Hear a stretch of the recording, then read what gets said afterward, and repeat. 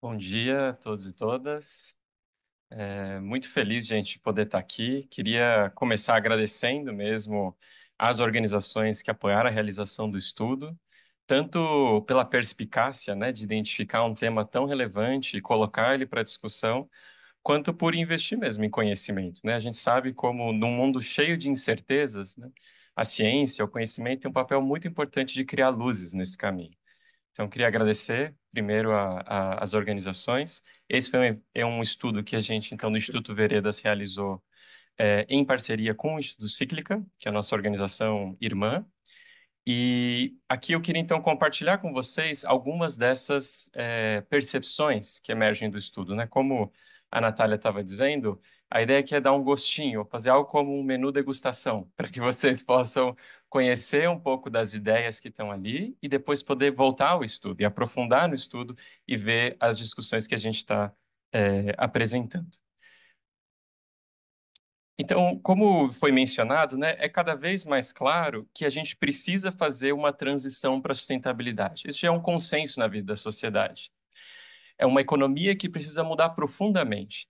Agora, a pergunta que motivou o estudo é em que medida essa transição é uma transição que também dialoga com a superação das desigualdades que marcam a vida da sociedade. Essa é uma transição que de fato permite a superação dessas desigualdades, ou essa é uma transição que pode acabar aprofundando muitas dessas questões?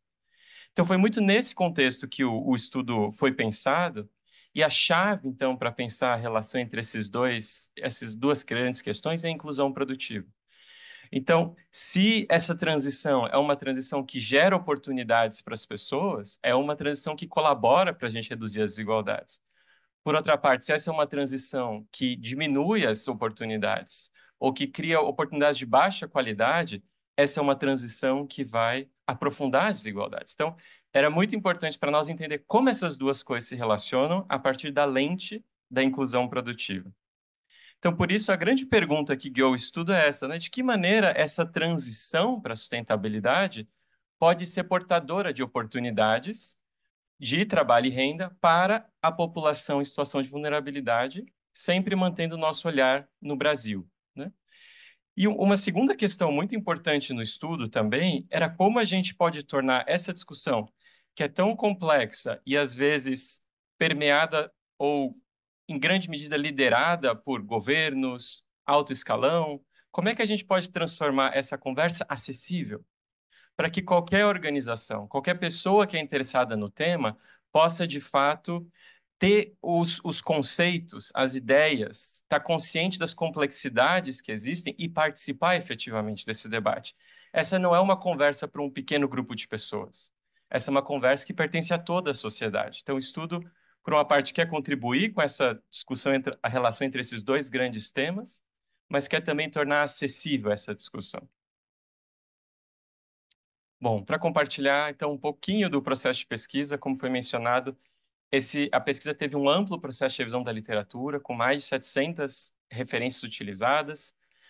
Foram realizadas duas oficinas com 23 pessoas, entre elas representantes indígenas também que estão participando dessas discussões no país, o que foi complementado com entrevistas com especialistas, e a gente teve também uma equipe maravilhosa de pesquisa aí com diferentes especialidades, né?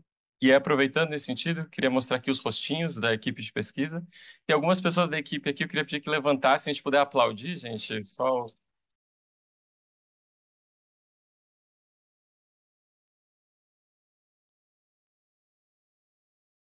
E a gente tem também aqui o Arilson, que foi o supervisor da pesquisa, né? Arilson, obrigado também pela parceria. Então, né, foi um esforço amplo mesmo, né, de diversas pessoas, algumas com especialidade em cidades, outras em indústria, outros sistemas agroalimentares, de forma que a gente pudesse, de fato, fazer uma pesquisa ampla. Bom, o que eu queria contar para vocês, eu queria dividir em três partes. Uma primeira parte, eu compartilhar algumas das ideias fundamentais que definem muito a lente a partir da qual a gente está olhando para os problemas nesse estudo. Depois, compartilhar um conjunto de 6 mensagens que vêm a partir do olhar para os setores. E, por fim, falar um pouquinho dessa dimensão de oportunidades. Então, começar com essa ideia esse ponto das ideias fundamentais, né? Aqui, o que é muito já conhecido de nós, né, é que o desafio climático ele tem algumas camadas que precisam ficar muito claras para nós o que está acontecendo, né? A gente sabe, né, que no ano de 2023 foi o ano mais quente dos últimos 175 anos, né, desde o início que a gente conta da era pré-industrial, superando a marca de 1,5 graus. E a gente teve nos últimos 50 anos o número de desastres causados pelo clima quintuplicou, né? Então a gente está nesse movimento de deterioração das condições climáticas, mas essa é a dimensão só mais visível desse problema. A ciência tem avançado, né, em discutir os limites planetários que têm sido ultrapassados, né? Então, o Stockholm Resilience Center faz essa discussão de limites planetários, né? E eles mostram como, ao longo do tempo, a gente tem ultrapassado esses limites, comprometendo os sistemas de funcionamento do planeta Terra, né? O que gera depois aqueles outros efeitos. Mas o que está por detrás disso, naturalmente, é a atividade econômica. A maneira como a gente organiza a produção de alimentos, a maneira como a gente organiza os nossos processos industriais, a gente produz energia, né? Esse é o ponto de se desencadeiam todas as outras questões, e naturalmente é nessa ponta que o estudo focou sua atenção. Agora, uma pergunta importante é qual é o tipo de mudança que a gente precisa fazer nessa atividade econômica? É claro que precisa haver uma mudança, mas qual é a natureza dessa mudança?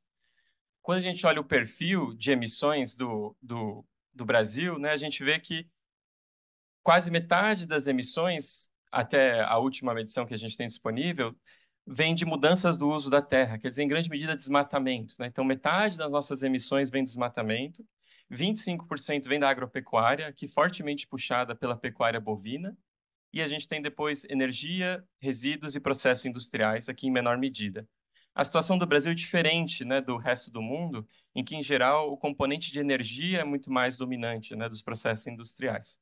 Mas aqui no Brasil a gente tem questões importantes que estão relacionadas às nossas áreas rurais, de alguma forma, né, tanto pelo desmatamento como pela forma como a gente produz alimentos.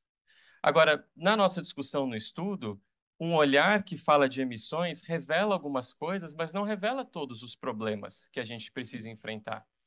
Para nós, um país sustentável é um país que também precisa enfrentar a superação da insegurança alimentar, é um país que precisa dar acesso à água e saneamento para todas as pessoas, que precisa superar o analfabetismo funcional, que precisa acabar com o seu déficit habitacional, né?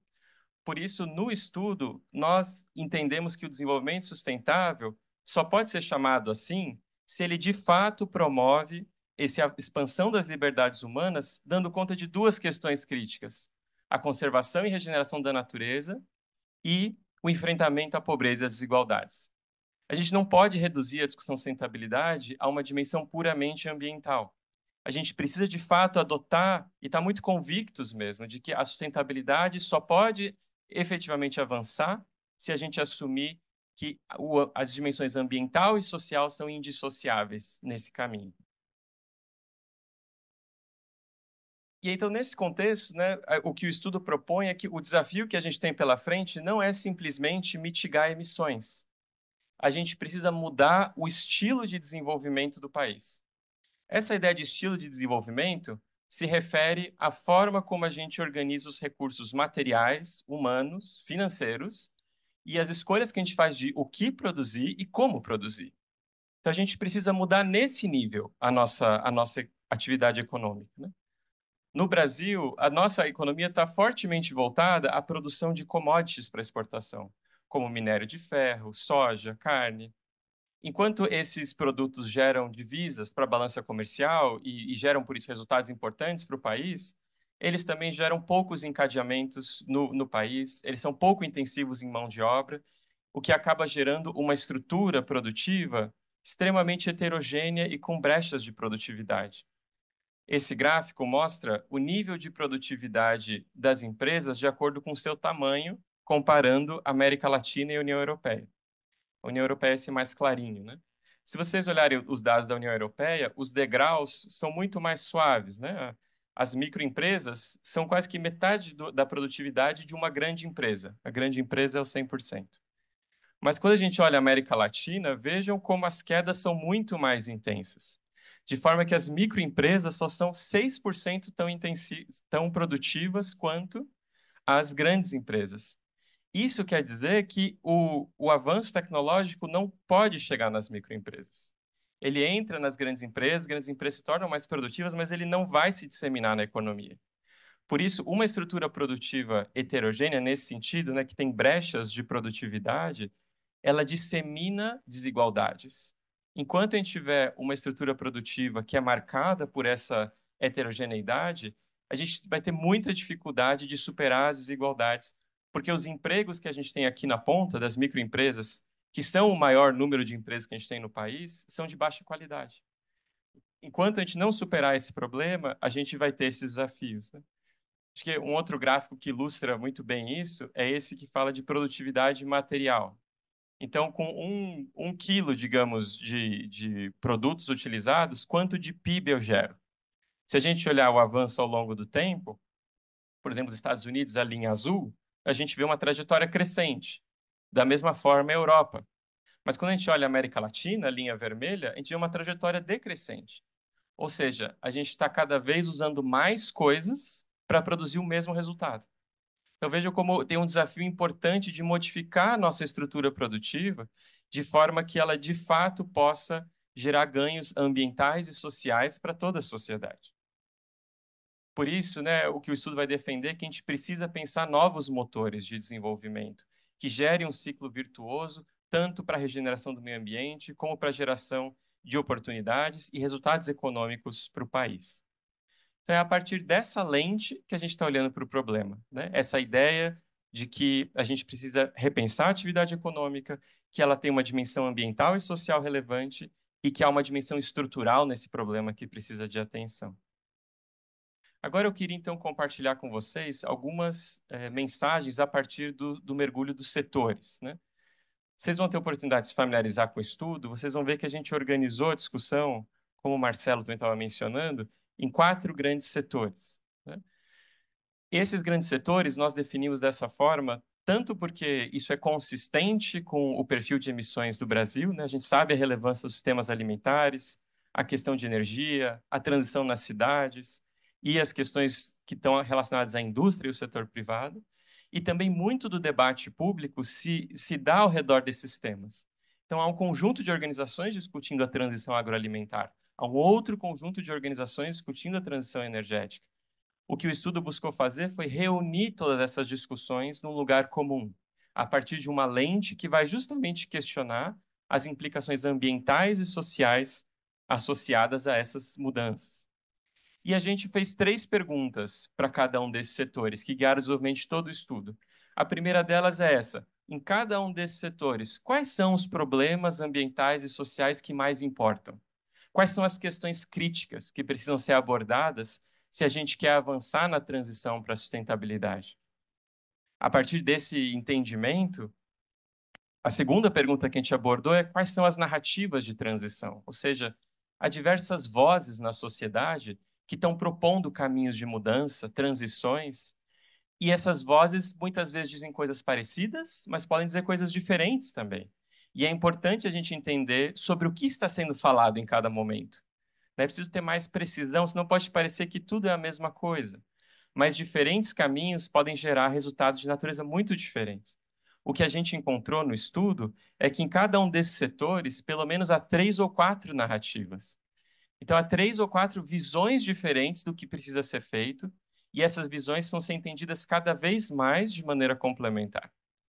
E, por fim, a gente foi identificar quais eram as áreas prioritárias que poderiam permitir conectar essas duas questões que estão no centro do estudo: a transição para a sustentabilidade e a geração de oportunidades para a população em situação de vulnerabilidade. Então, agora eu queria compartilhar com vocês 6 mensagens que eu acho que dá para a gente extrair de maneira transversal o estudo. Aqui eu não vou fazer um mergulho nos setores, isso eu vou deixar para vocês se deliciarem num outro momento. Aqui eu vou pensar 6 mensagens transversais que eu acho que dá para extrair do conjunto dos setores. Então, uma primeira questão que nos chamou muito a atenção é que, tipicamente, os problemas nessa discussão são entendidos de maneira fragmentada. E isso tem implicações porque limita a discussão que pode ser feita e as áreas de colaboração possíveis. Vou dar um exemplo para vocês. Na discussão de sistemas alimentares, como a gente sabe, né, dos debates em que a gente participa, muito da atenção está na agropecuária. A gente fala das emissões que vêm da pecuária, ou as questões desafiadoras associadas aos monocultivos, e todas essas questões são absolutamente relevantes e precisam de atenção. Mas é possível ter um olhar mais sistêmico, mais abrangente para esse problema. Então, por exemplo, quando a gente olha os demais elos do sistema alimentar, para de olhar só para a atividade agropecuária, é possível observar que todos os demais elos têm uma grande concentração em termos dos atores que estão impulsionando eles, e por isso essas organizações têm uma grande influência sobre o sistema agroalimentar, seja na produção de tratores, no processamento, né, por exemplo, nas sementes defensivas, 4 empresas dominam essa produção no mundo inteiro. Em termos de comercialização, 40% do que é comercializado passa por 4 grandes redes no Brasil. Isso nos dá uma ideia do papel que essas organizações podem desempenhar, se houver o ambiente adequado, para impulsionar a transição para a sustentabilidade, né? Então, e aqui há alavancas que a gente pode utilizar, né? Esses atores podem ser impulsionadores de inclusão produtiva no setor agropecuário, se a gente adotar de fato esse olhar abrangente, esse olhar sistêmico, e não se ter um olhar mais estreito, só para a atividade que emite carbono. Porque, né, o que é produzido aqui na ponta, na atividade agropecuária, depende, por exemplo, das sementes que estão disponíveis, dos defensivos, depende se eu vou conseguir comercializar a produção ou não, né? Então, esses atores podem ser atores decisivos no tema da inclusão produtiva. Além disso, essa discussão também muitas vezes passa por alto da necessidade de dar melhor acesso aos pequenos produtores a serviços ou a construção de sistemas alimentares mais territorializados, que de fato possam permitir a segurança alimentar e a construção de sistemas localizados e que reforçam os pequenos produtores. Então, essa é uma primeira mensagem, a fragmentação que muitas vezes permeia o debate.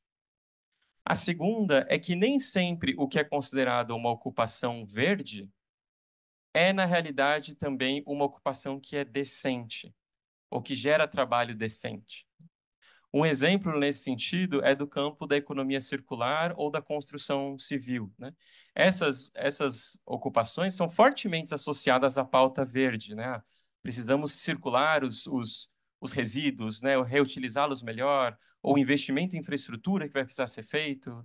Mas quando a gente olha para a qualidade dessas ocupações, a gente vê inúmeros problemas, né? Quando a gente, por exemplo, está falando tanto da construção civil quanto da economia circular, as empresas são tipicamente informais, há baixa qualificação, os trabalhos são precários, não há proteção social, né?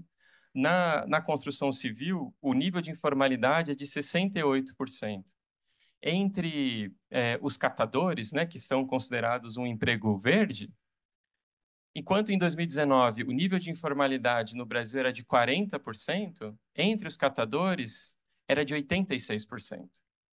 Então, vejam, como esses empregos são muitas vezes marcados por condições precárias e que se a gente simplesmente dizer, vão ser geradas X milhões de ocupações, não é suficiente. A gente precisa, de fato, questionar qual é a qualidade dessas ocupações. Como é que eu vou permitir que, por exemplo, na economia circular, eu consigo conectar essas iniciativas informais que já existem com circuitos que são mais rentáveis, que permite que os catadores acessem melhor os resultados dessa atividade e elas não fiquem concentradas só na indústria que, no fim, vai processar alguns desses materiais. Então, aqui há questões importantes para entender essa relação entre o que é considerado verde e trabalho decente.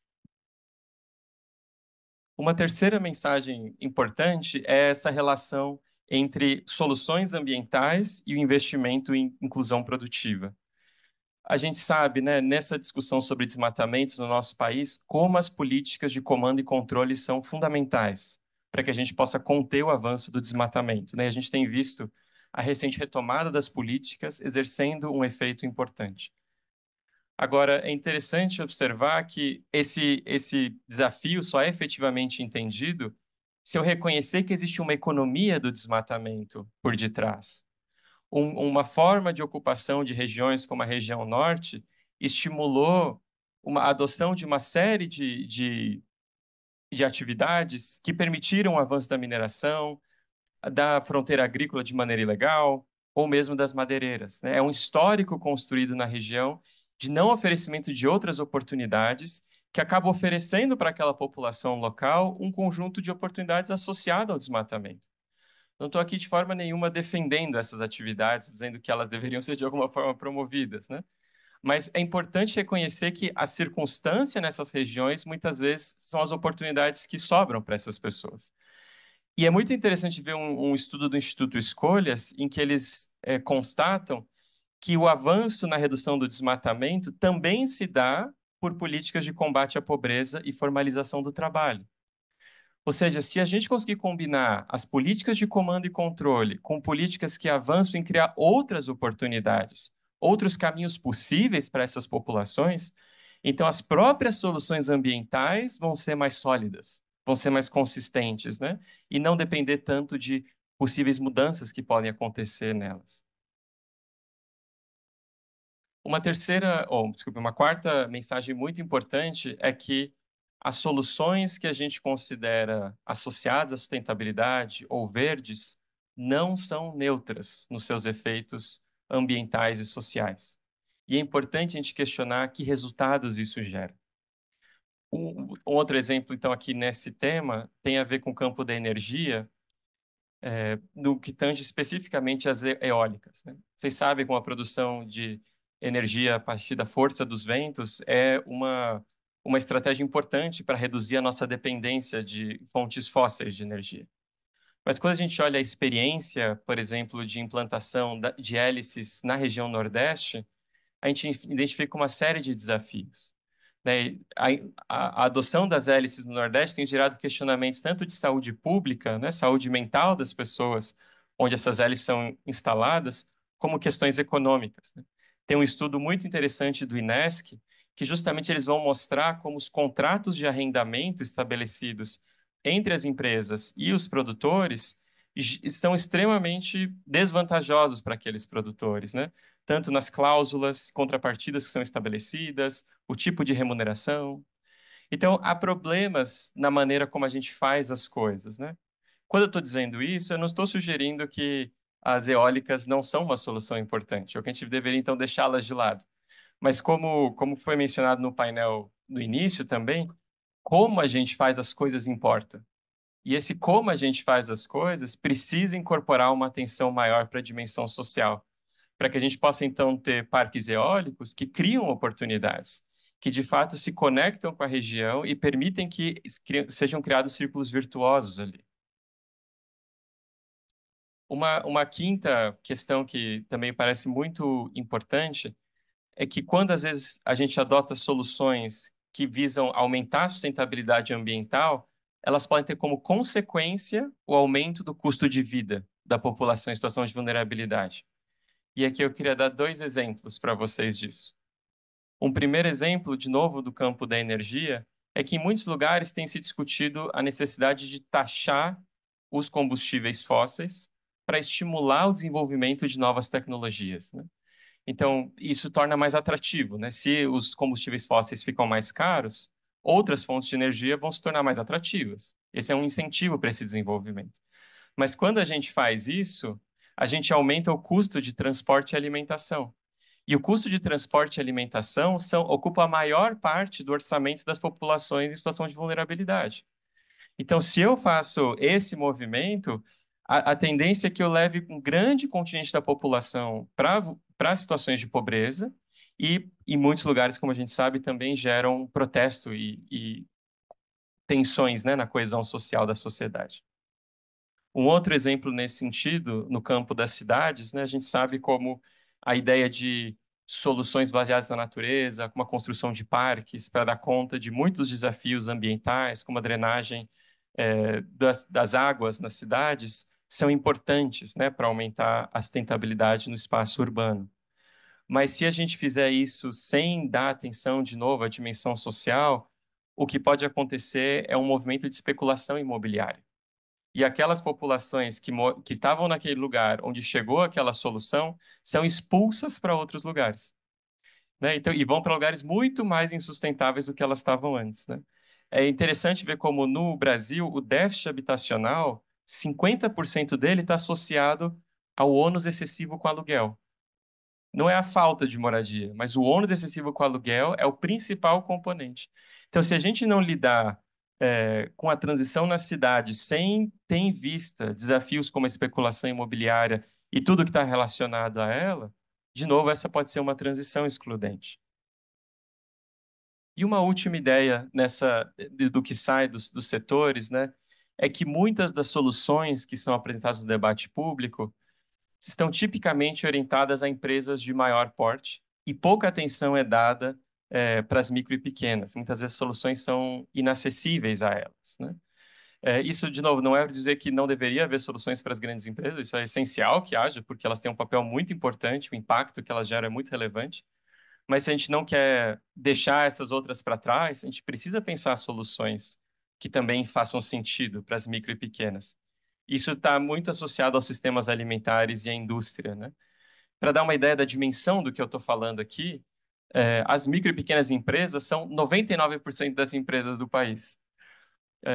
Elas são responsáveis por 55% dos empregos formais e 30% do PIB. Então, é desse conjunto de coisas que eu estou falando, né? Não é um grupo pequeno. Agora, quando a gente tem soluções como padrões de qualidade, certificações, exigências de adotar certas tecnologias, tudo isso pode se tornar inviável para os pequenos, seja pela escala que existe, pelo tipo de investimento que é requerido. É inclusive interessante ver um estudo do Sebrae, né, em que eles demonstram que quando a gente pergunta para as micro e pequenas empresas quem sabe sobre a agenda ESG, só 14% estavam familiarizados. Claro que a própria agenda ESG tem uma série de questões que a gente pode levantar sobre ela, mas é muito significativo perceber o quanto esse debate sobre sustentabilidade está de fato chegando nas micro e pequenas empresas, ou está se resumindo mais de fato a um grupo que são as empresas de maior porte e que tem uma liderança importante a desempenhar. Quando a gente olhou o conjunto de narrativas de solução no estudo, nenhuma narrativa era associada às micro e pequenas empresas. E isso é importante não só para essas micro e pequenas empresas, né? Se a gente não incluir as micro e pequenas empresas na transição, se elas ficarem para trás, as pessoas que trabalham nas micro e pequenas empresas não vão elevar o seu patamar de remuneração. Se elas não têm um patamar maior de remuneração, elas não vão conseguir adquirir produtos que incorporam os custos que hoje são externalidades, né? Então, hoje, alguns dos produtos que a gente faz, os custos para o meio ambiente são externalidades, ou seja, não são computados. Se a gente começa a incluir esses custos como um custo que deve ser pago, o preço dos produtos pode subir. O Marcelo tem problematizado isso da importância de a gente ver também caminhos para reduzir alguns dessas transições serem também de redução de custo. Mas, em muitos casos, deve haver um aumento do custo dos produtos. Se a remuneração das pessoas não aumenta, elas não vão poder adquirir. Se eu faço um jeans sustentável, as pessoas não vão poder comprar o jeans sustentável, vão continuar comprando jeans que não é sustentável, né? Então, vejam como a necessidade de apoiar as micro e pequenas empresas não é uma necessidade só dessas empresas, mas para que todo o sistema funcione, é preciso que todos avancem. Então, essas eram algumas das mensagens, assim, a partir dos setores que eu queria compartilhar com vocês. E aqui, por fim, eu queria falar um pouco desse tema das oportunidades, né, que está sendo tão enfatizado aqui na nossa conversa também. No estudo que a gente fez, de novo, a gente identificou para cada um desses 4 grandes setores áreas prioritárias que podem receber atenção, e que podem avançar em combinar essas duas coisas, a transição para a sustentabilidade e a inclusão produtiva. E uma contribuição importante da reflexão sobre isso é que é importante reconhecer que essas áreas estão em lugares diferentes ou em condições diferentes. E por isso o tipo de mudança que elas precisam é diferente. Então, tem algumas áreas que não estão alinhadas com a transição e precisam se alinhar com ela. Enquanto por outra parte, tem outras áreas que já estão mais alinhadas. Eu vou entrar em cada um desses pontos. Então, daquelas que não estão alinhadas com a transição, existem algumas que têm um papel muito importante na geração de empregos. E a gente não pode simplesmente dizer que essas vão ficar para trás. Essas vão desaparecer. A gente precisa pensar como vai se dar a transição nelas, porque elas desempenham um papel importante na economia. Alguns dos exemplos, né, nesse sentido, a indústria de petróleo e gás, que é considerada uma das vilãs nesse momento que a gente vive, ela é responsável por 400 mil empregos no Brasil, 52 mil empresas. Como a gente vai fazer a transição nesse setor? Qual é o tipo de movimento que precisa ser feito para se reestruturar essa área? Da mesma forma, na construção civil, como eu mencionei para vocês, essa não é uma área que tem incorporado a sustentabilidade de maneira sistemática no país. E ela é responsável por 2,2 milhões de empregos, né? Então, tem algumas áreas que o estudo apontam que têm essas características. Não estão alinhadas, mas tem um grande volume de empregos associados. Agora, com relação àquelas que estão alinhadas com a sustentabilidade, a gente dividiu em dois tipos também. Algumas mais incipientes, que precisam ser melhor incentivadas, e outras que já estão em melhores condições e poderiam ser aceleradas. Isso não quer dizer livres de problemas, né? De novo, vou dar exemplos para vocês. Sobre essas que precisam ser incentivadas, né? Vocês sabem como a biodiversidade que a gente tem no país cria condições muito favoráveis para o Brasil explorar oportunidades como biomanufatura, cadeia da sociobiodiversidade, mas a gente precisa criar os instrumentos, né? Os regulamentos que permitam que, de fato, essas oportunidades avancem, ou as tecnologias adequadas para que essas oportunidades se tornem reais e não só para um grupo pequeno, mas para que os produtores envolvidos, né, em levantar essas matérias-primas também sejam remunerados de maneira justa. Da mesma forma, a energia eólica, como eu mencionei para vocês, tem um potencial enorme, mas precisa ser pensada de maneira que seja, de fato, traga resultados mais positivos para a população do entorno. E aqui, entre aquelas que poderiam ser aceleradas, um exemplo é o campo da restauração florestal. A gente tem inúmeras organizações que estão preocupadas com isso no Brasil, a gente tem redes formadas, a gente tem fundos disponíveis e querendo investir cada vez mais no país sobre isso, o que nos deixa numa posição muito melhor para avançar no tema da restauração florestal. Mas é importante também reconhecer que existem desafios aqui. Por exemplo, a depender da maneira como acontecer os processos de restauração florestal, a gente pode acabar desencadeando um processo de concentração fundiária. Porque se esses fundos forem acessados só pelos grandes, esses grandes vão comprar as terras dos pequenos e avançar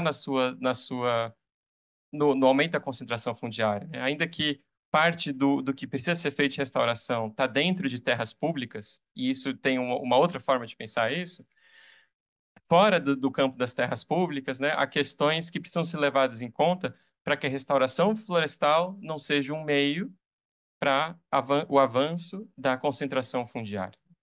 Mas então o estudo avança em identificar, né, existem inúmeras oportunidades em todas as regiões do país em que a gente pode combinar o avanço para a transição e a geração de oportunidades. Para além de um olhar estrito para os setores, né, tem questões transversais que, como sociedade, a gente vai precisar também dar atenção. Uma questão importante é que os programas que a gente definir tenham metas e abordagens específicas para esse público-alvo. Quando a gente considera, por exemplo, o programa ABC, que buscou promover uma agricultura de baixo carbono, né, e fazer a transição dos produtores, todo o recurso foi apropriado pelos grandes produtores, que não havia metas específicas. E se você quer reduzir as emissões, é muito melhor você pegar uma grande propriedade e reduzir as emissões dela do que pegar várias pequenas. Mas enquanto isso tem uma lógica ambiental que é sólida, em termos sociais ela é frágil, né? Então a gente precisa incorporar nos programas metas e abordagens específicas para essas populações.